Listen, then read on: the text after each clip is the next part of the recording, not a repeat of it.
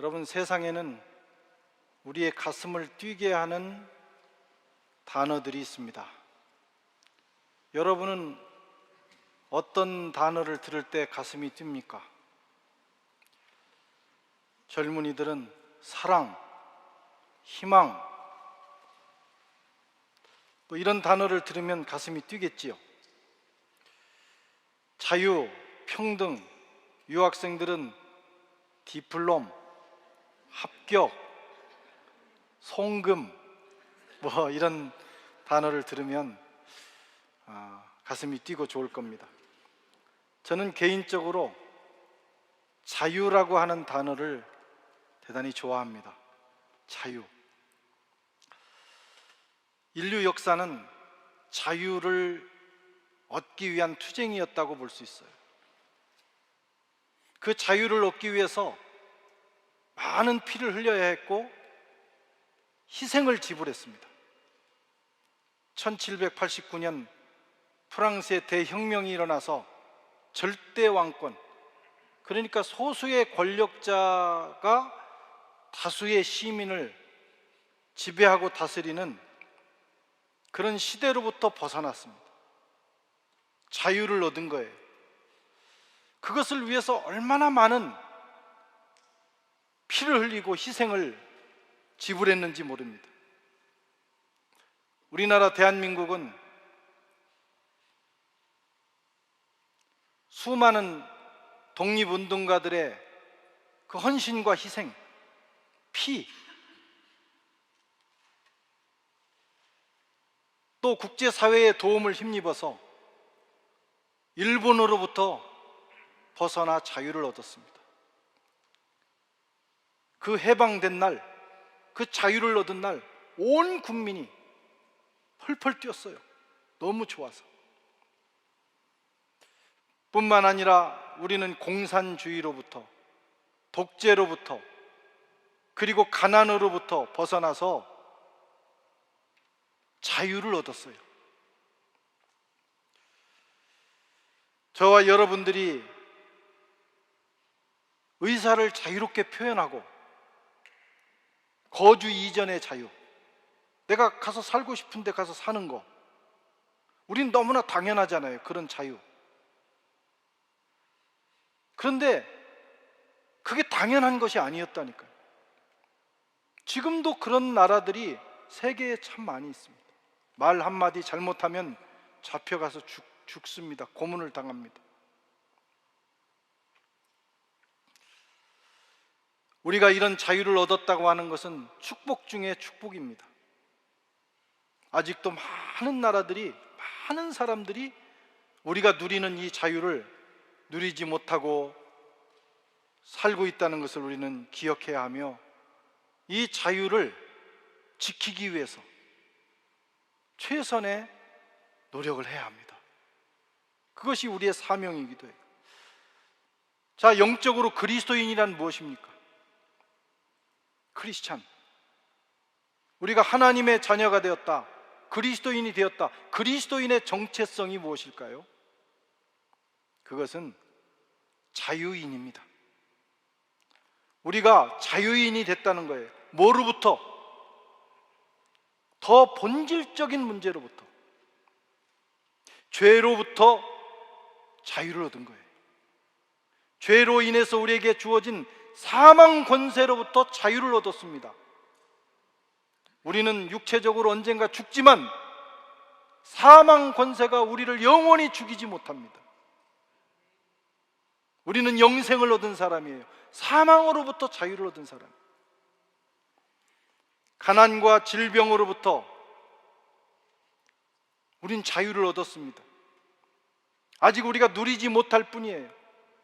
저주로부터, 그리고 율법의 정죄로부터 자유를 얻은 사람, 그것이 바로 그리스도인입니다. 특별히 율법의 정죄로부터 우리는 자유를 얻었어요. 주님이 주셨습니다. 거저 주셨나요? 우리가 자유를 얻기 위해서는 많은 피를 흘리고 희생을 한 것처럼 주님이 우리에게 이 영적 자유를 주시기 위해서 주님께서 피 흘리시고 희생당하셨습니다. 하늘 보좌를 버리시고 종의 몸을 입으셨어요.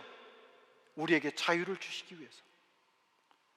채찍에 맞으시고 주님은 십자가에 피 흘리셨어요. 우리에게 자유를 주시기 위해서. 주님의 희생과 피가 저와 여러분들을 자유롭게 하셨습니다. 그것이 크리스찬이고 예수 믿는 축복이에요. 그게 구원입니다. 그런데 오늘 갈라디아 교인들은 이 복음을 받고도, 이 십자가의 은혜를 입고도 그 가치를 깨닫지 못해서 유대의 선생들이 와서, 이 거짓 선지자들이 와서 뭐라고 하니까 금방 마음을 바꿔서 과거에 자기들을 정죄하던 그 율법의 세계로 다시 들어가고 있는 것입니다. 바울의 마음이 너무 아픈 거예요. 속상한 거예요. 얼마 되지 않았는데, 이 복음 받은 것이 얼마 되지 않았는데 벌써 마음이 바뀌어가지고, 그래서 바울은 수고스럽지만 해산하는 마음으로, 해산의 수고를 가지고 다시 그들을 설득하고 그들에게 복음의 가치를 설명하고 있는 것입니다. 우리가 교회에 다니고 신앙생활 오래 하고 주일마다 예배를 나오고 많은 설교를 들어도 복음이 뭔가, 율법이 뭔가, 복음과 율법의 관계는 무엇인가 하는 것에 대한 이해를 제대로 가진 사람이 많지 않아요. 공부를 해야 됩니다. 이 짧은 30분 설교 시간에 이걸 다 말씀드리지 못하는 것이 너무 안타깝습니다. 내가 믿는 복음이 무엇인지, 그럼 율법이 뭔지, 그 관계는 뭔지, 내가 크리스찬이라는 것이 뭔지, 내가 누릴 수 있는 축복이 뭔지, 그것을 깨닫고 살아가야 합니다.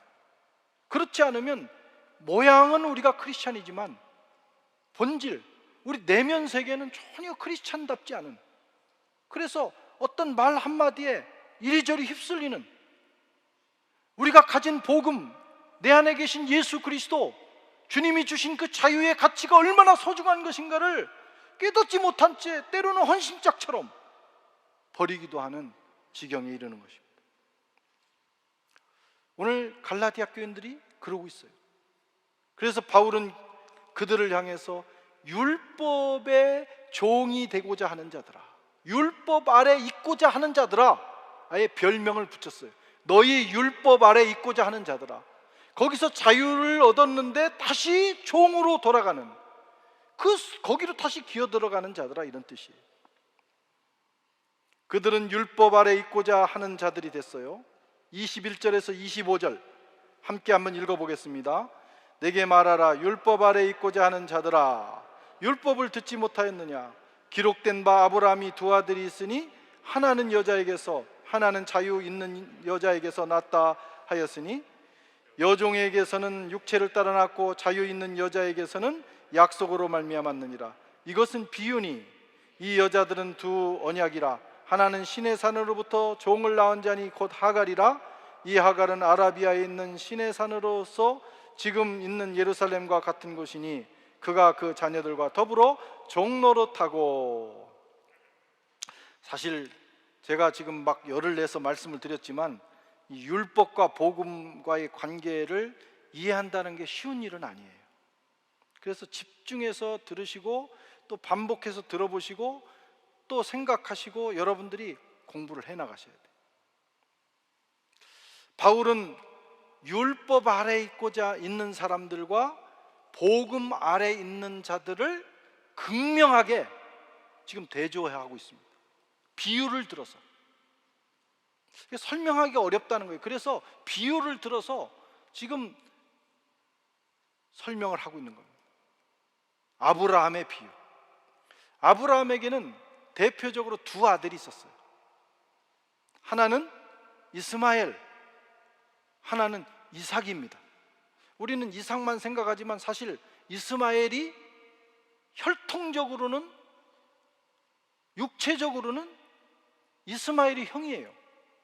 장자입니다. 먼저 태어났어요. 14년 먼저 태어났어요. 이스마엘은 하갈에게서 태어났고 이삭은 사라에게서 태어났어요. 사라는 아브라함의 정식 부인이고 하갈은 종입니다. 하나님께서 아브라함을 부르신 후에 사라를 통해서 아들을 주시겠다. 그리고 그 아들을 통해서 내가 내게 창세기 12장 1절, 2절, 3절에 약속한 내가 너로 말미암아 모든 민족이 복을 받게 하겠다 하시는 그 하나님의 뜻을 이루겠다, 구원을 이루겠다는 거예요. 모든 열방이 아브라함의 그 후손을 통해서 구원을 받는 길을 하나님께서 약속하셨어요.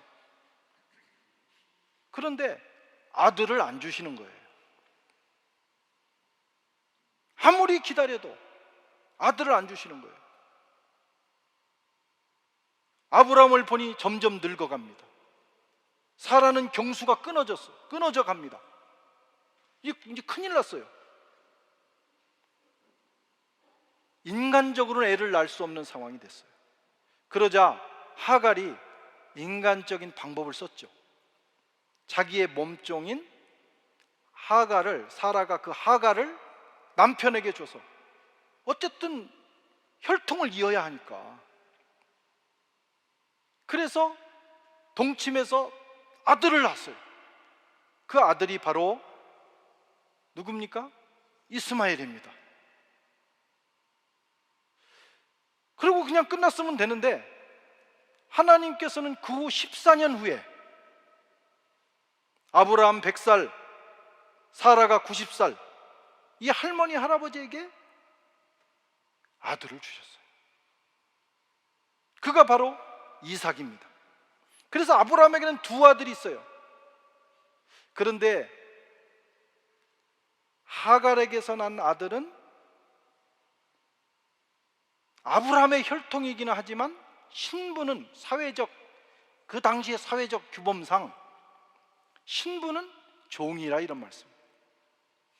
핏줄은 씨는 같은데, 씨는 아브라함의 씨인데 법적으로는 종이라는 거예요. 이삭만이 정식 아들이 되는 것입니다. 우리나라도 그런 시대가 있었죠. 조선시대 같은 때. 그래서 양반이 자기 정실 분이를 통해서 아들을 낳으면 그 아들은 정식 아들이 되고 아버지를 아버지라 부르지만 혹시 몸종이나 다른 종을 통해서 자식을 낳으면 그 아들을 서자라고 그래서 모든 것이 제한됩니다.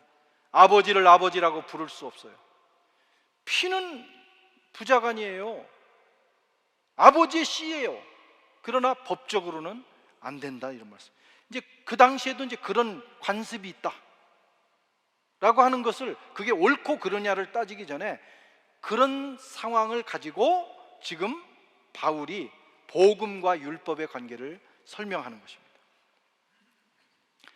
여러분, 이스마엘도 비록 서자기는 하지만 아브라함의 피가 흐르는 씨였고, 그리고 맏아들이었습니다. 하지만 종에 불과했다. 종은 자유가 없고 권리가 없습니다. 근데 법적 아들은 안 되는 거예요. 그래서 상속도 안 되는 거예요. 그냥 종으로 살아야 되는 거예요. 어느 날 형 이스마엘이 동상 이삭을 괴롭히는 거예요. 그러니까 그것을 보고 있던 이삭의 엄마 사라가 열을 받았어요. 그래서 남편한테 뭐라고 하니까 아브라함이 고민에 빠졌어요. 저 종놈을 내어 쫓아야 된다. 저 가만두면 안 된다. 때려서라도 혼을 내야 된다. 근데 아브라함은 사실 걔도 자기 아들이잖아요. 첫 아들이잖아요. 그러니까 아브라함이 고민에 빠졌어요. 그리고 고민하고 있는데 하나님께서 말씀하셨습니다. 이스마엘을 내어 쫓으라. 참 냉정한 말씀이죠. 이스마엘을 내어 쫓으라. 그를 통해서 일하시지 않겠다는 거예요. 육체적인 정욕을 통해서 인간적인 방법으로 얻은 이스마엘이 비록 장자지만 하나님은 그를 통해서 세상을 구원하는 일, 그 축복을 흘려보내는 일을 하지 않으시겠다. 그래서 결국은 이스마엘을 내어 쫓습니다. 오늘 30절에도 보면 그러나 성경이 무엇을 말하느냐, 여종과 그 아들을 내어 쫓으라. 여종의 아들이 자유 있는 여자의 아들과 더불어 유업을 얻지 못하리라 하였느니라. 아브라함의 아들이라 할지라도 아브라함과 뭔가 관계는 있지만 유업을 잇는 그 일만큼은 안 된다는 거예요. 결국 하갈과 이스마엘은 집을 떠나야 했습니다. 그게 지금 오늘날 그 아랍 세계 아닙니까? 그래서 지금도 그 원통함을 가지고 이 두 세력이 적대 관계로 사는 거예요. 아브라함의 유업은 이삭에게 주어졌어요. 율법 아래 있고자 하는 자, 율법을 통해서 하나님을 만난 자, 지금 바울이 말한 대로 율법 아래 있고자 하는 자, 그것은 마치 하갈과 같고 이스마엘과 같다라는 거예요. 여러분, 이스라엘 백성들, 유대인들이 우리 이방인하고는 달랐어요. 그들은 하나님 앞에 선택받은 백성들이에요. 그들이 비록 예수는 받아들이지 않았지만 그럼에도 불구하고 그들은 우리하고 다른 선민들이었어요. 하나님이 이스라엘을 택하셔서 그들을 그 백성으로, 신의 백성으로 삼으셨어요. 그들은 율법을 통해서 하나님을 만났습니다. 율법 아래서 살았습니다. 율법을 통해서 하나님과 교제를 했습니다. 그러나 그것은 과정이었어요. 하나님의 궁극적인 목적이 있어요. 하나님은 이스라엘만 구원하시는 게 아니고 열방을 구원하시기를 원하신 거예요. 모든 백성을 구원하기를 원하신 거예요. 그 과정에서, 그 구원의 프로세스를 위해서 하나님이 이스라엘을 택하셔서 율법을 주시고 그 율법을 통해서 하나님과 관계를 맺으신 거예요. 그러나 그것이 궁극적인 목적은 아니라는 거예요.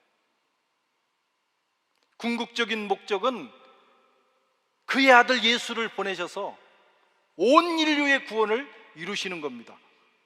그 예수가 오실 때까지 이스라엘 백성들은 역할을 감당하는 거예요, 선민으로서. 그리고 그 매뉴얼이 뭐냐면 율법이라는 거예요. 율법이 생명을 주지는 않습니다.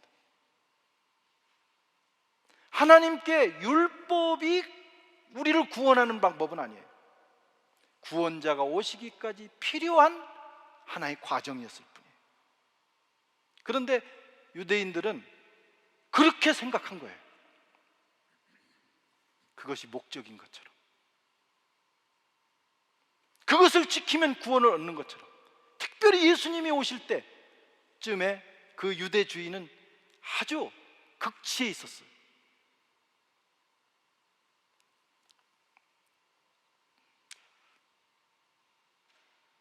예수님이 오셔도 예수님을 받아들이지 않을 만큼 그들은 율법에 대한 자부심이 대단히 컸습니다.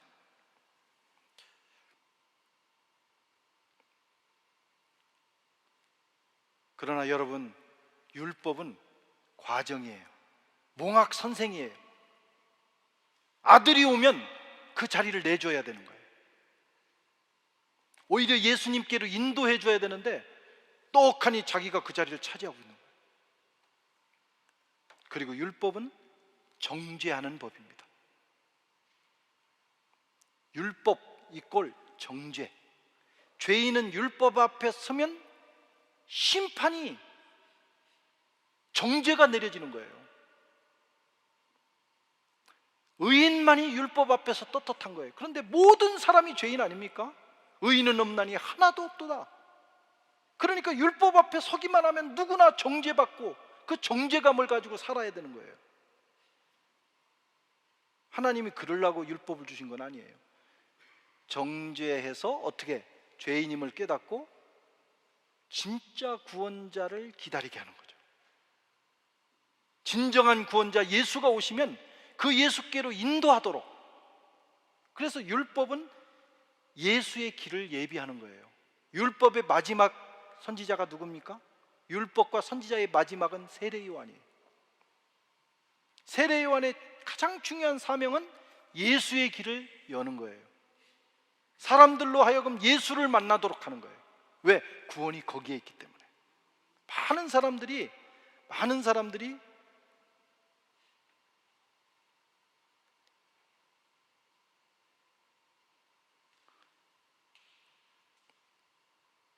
세례 요한을 추종했어요. 그러나 세례 요한은 나는 망해야 되겠고 예수는 흥해야 된다. 그래서 자기의 제자들이 세례 요한의 제자들이 예수님께로 가는 것을 그는 막지 않았어요. 왜? 그걸 위해서 왔으니까. 그게 율법의 사명인데, 그게 율법의 사명이고 목적인데, 사람들이, 그 율법주의자들이 율법이 목적인 것처럼 생각하게 됐다, 이런 거예요. 그래서 바울이 이 놀라운 예수 복음을, 예수님이 오셨고 예수님을 만난 다음에, 바울도 율법주의자 아닙니까? 그런데 예수 만난 다음에 깨달은 거예요.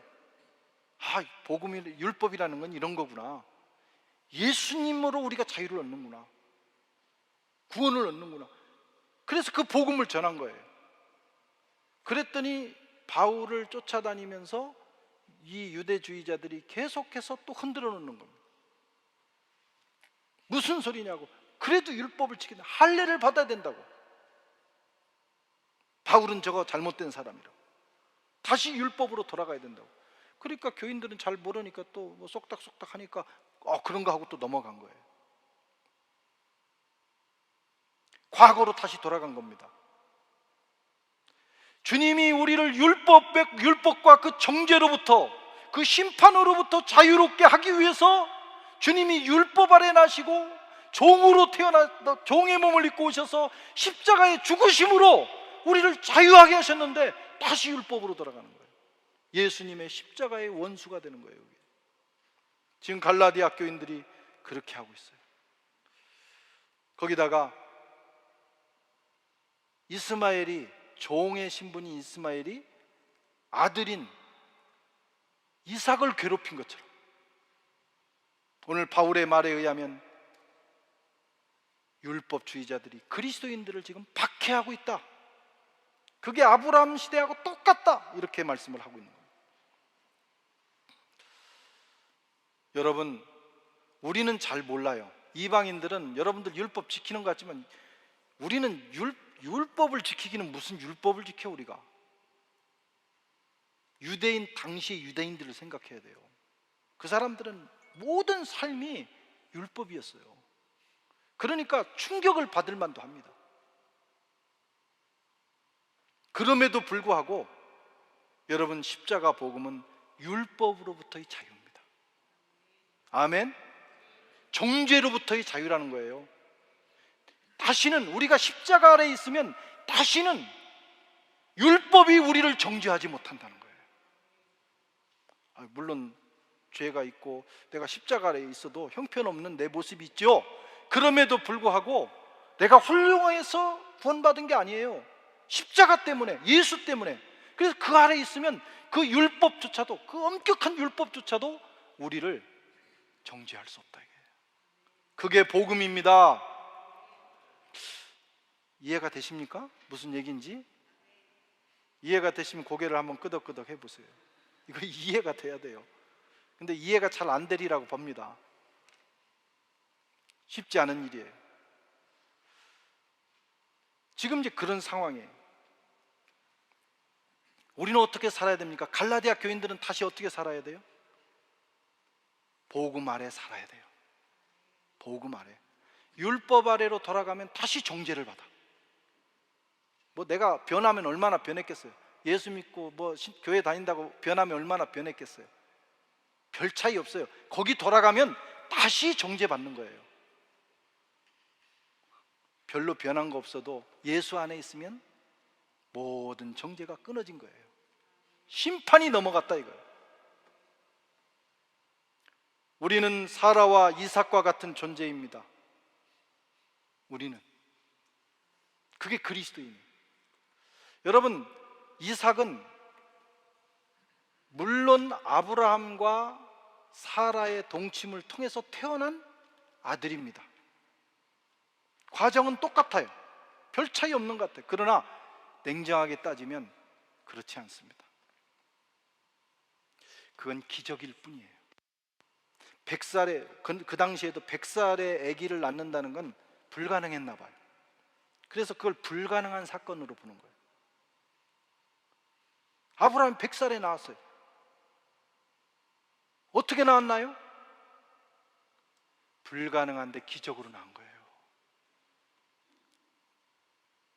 예수님 태어나듯이 태어났다는 얘기는 아닙니다. 그러나 그건 기적이다. 그 말씀은 하나님이 약속을 지키신 거다. 믿음으로 낳은 거다. 뭘 믿어요? 하나님의 약속을 믿은 거예요. 그랬더니 하나님이 그 태에 자식을 주셨어요. 그래서 이삭을 가리켜서 믿음의 자손, 약속의 자손, 인간의 육정으로 낳은 자손이 아니고 자기 인간의 방법으로 낳은 게 아니고 하나님이 약속을 지키셔서 하나님의 기적으로 나왔다, 이렇게 보는 거예요. 그리고 하나님의 모든 축복은 그 이삭을 통해서 흐릅니다. 우리의 구원도 마찬가지라는 거예요. 율법은 마치 내가 할 수 있는 것을 다 하는 거예요. 하나님 어떤 규정을 잘 지킴으로 내가 할 수 있는 것을 다 해서 이루는 것이 율법이라면 복음은 기적입니다. 복음은 내가 할 수 없기 때문에 하나님이 그 아들을 약속대로 보내셔서 십자가에 죽게 하심으로 내 문제를 해결해 주신 거예요. 아멘.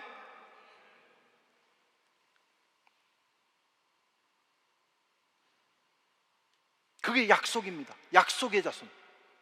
그 약속의 자손의 사건을 내가 믿음으로 구원을 얻은 거예요.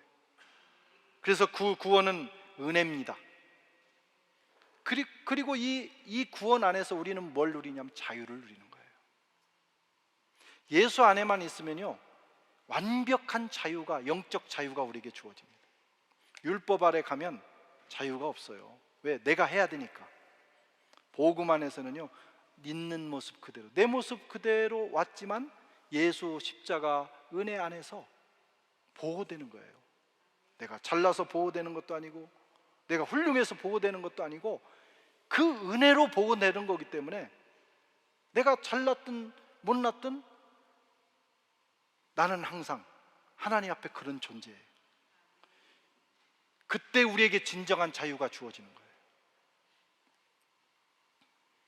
그래서 이 복음 안에서 주어지는 최고의 축복을 오늘 갈라디아에서는 사도 바울은 자유라고 합니다. 자유.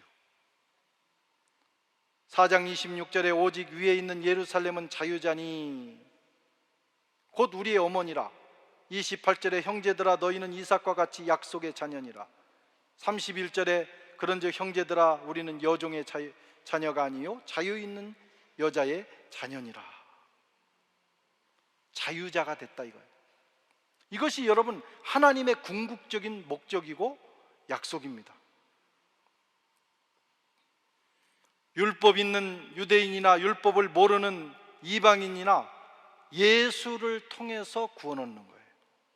그리고 예수를 통해서 구원을 얻으면 우리는 하나님을 아버지라고 부르는 자격을 주시고 자녀는 자유자입니다. 종하고 달라요.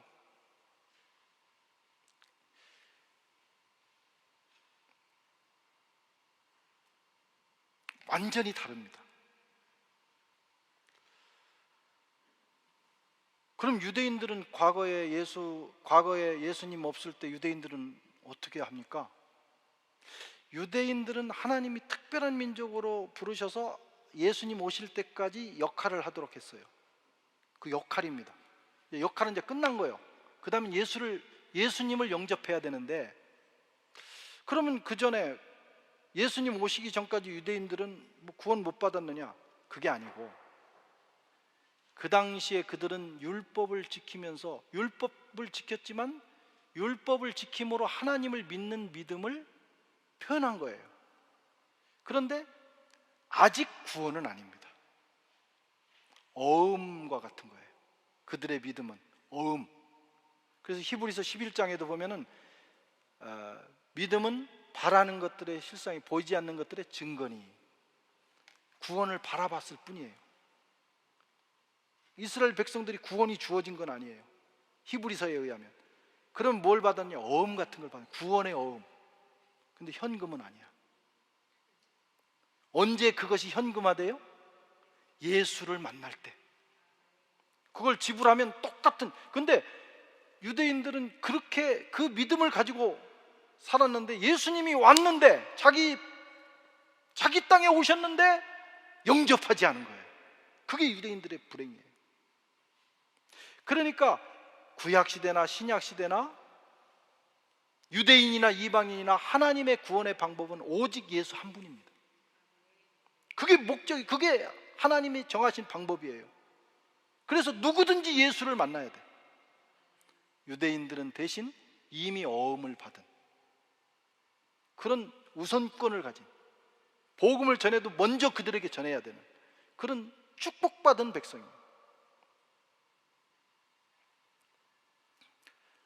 그런데 예수님이 오셨을 때 그들은 받아들이지 않고 그냥 어음만 가지고 또 종의 신분으로 과정에 머물리기를 원한 거예요.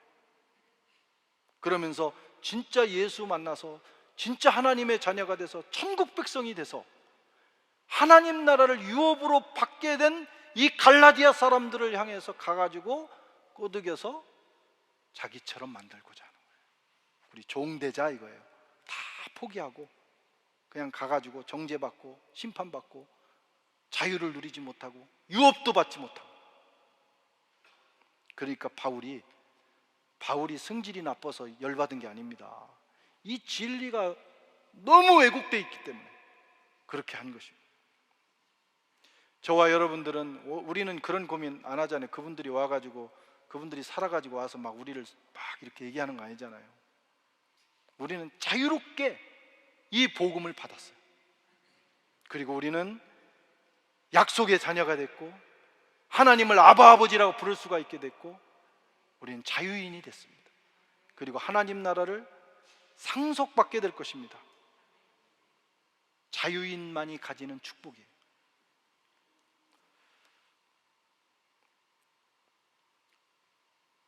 자유를 지켜야 합니다. 우리는 거저 얻었잖아요. 우리가 그냥 믿은 거 외에는 없잖아요. 그러나 우리에게 주님은 자유를 주시기 위해서 자기의 목숨을 버리셨어요. 창조주가 피조물의 몸을 입고 오셨어요.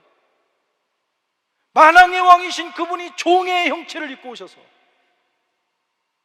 우리가 받아야 될 모든 고난을 다 받으셨어요. 그래서 우리에게 주신 것이 구원이고 자유입니다.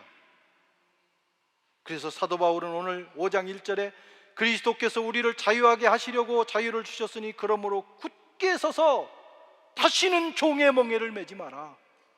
종의 멍에는 뭐냐면 율법을 얘기합니다. 율법으로 돌아가지 마라. 여러분, 율법은 나쁜 게 아니죠. 이 세상의 모든 가치 가운데 율법이 최상의 가치입니다. 하나님의 법만큼 소중한 게 어디 있어요? 그렇죠? 유대인들이 자기의 모든 걸 걸만합니다. 그 말은 율법 이외에 뭐 철학, 각종 도덕률, 여러 가지 규범들은요 상당히 떨어지는 거라는 거예요. 그런데 복음 안에서 산다는 것은 이런 가치 있는 율법보다도 더 높은 수준, 그것도 우리를 종노릇하게 할 수 없는 그런 정도의 수준이라는 거예요. 그러니까 율법에 다시는 멍에를 매지 말라는 얘기는 율법뿐이 아닌 우리를 부자유하게 하는 그 모든 것으로부터 우리가 자유해야 합니다. 왜? 그리스도께서 우리를 자유인으로 만들기 위해서 십자가를 지셨기 때문에. 율법, 저주, 어떤 사람은 늘 저주의식을 가지고 살아요. 아이고, 저주받지 않을까. 어떤 사람은 늘 죄의식을 가지고 살아요. 예수 믿는데도. 그게 멍해입니다. 굳게 서서 주님이 우리를 모든 정죄로부터 우리를 자유하게 하셨어요. 그게 하나님의 사랑이에요. 그 어떤 것도 주님이 주신 이 사랑, 주님이 주신 이 자유를 빼앗아갈 수 없어요. 종노릇하지 말라 이거예요. 사망 권세, 아유, 죽으면 어떡하지? 죽으면 어떡하지? 우리가 종노릇합니다. 악한 영들에게 사로잡힌 사람도 있어요. 멀쩡하게 나는 내 생각대로 하는 것 같은데 어떤 사람은 자기 생각이 아니고 악한 영이 그 사람을 사로잡아가는 거죠. 그것도 종노릇입니다. 잘못된 습관, 육체의 정욕, 세상에 대한 탐욕, 우리가 가치 있다고 여기는 그 모든 것들이 우리를 종노릇하게 해요. 그리스도인은 우리가 자유인이라고 하는 것은, 자유를 지켜야 된다는 것은 그런 것들로부터 자유로워야 된다는 거예요. 내가 필요하면 취하기도 하고 그것이 나를 끌고 가면 안 돼. 율법도 어떤 건 내가 필요하면 지킬 수도 있는 거예요. 그런데 구원받기 위해서 지키는 건 아니에요. 이미 구원받았어요. 우리는 하나님의 자녀예요. 우리는 축복을 받았어요. 그게 자유입니다. 그리스도께서 우리를 자유롭게 하시기 위해서 자유를 주셨으니 다시는 종노릇하지 말라. 굉장히 어려운 말씀입니다. 그러나 여러분, 이것이 깨달아지고 이것이 점점 우리의 삶에 터득이 되고 이 자유를 누리기 시작하는 순간부터 그게 진짜 최고의 영적 생활이에요. 그런 은혜가 있기를 주의 이름으로 축원합니다.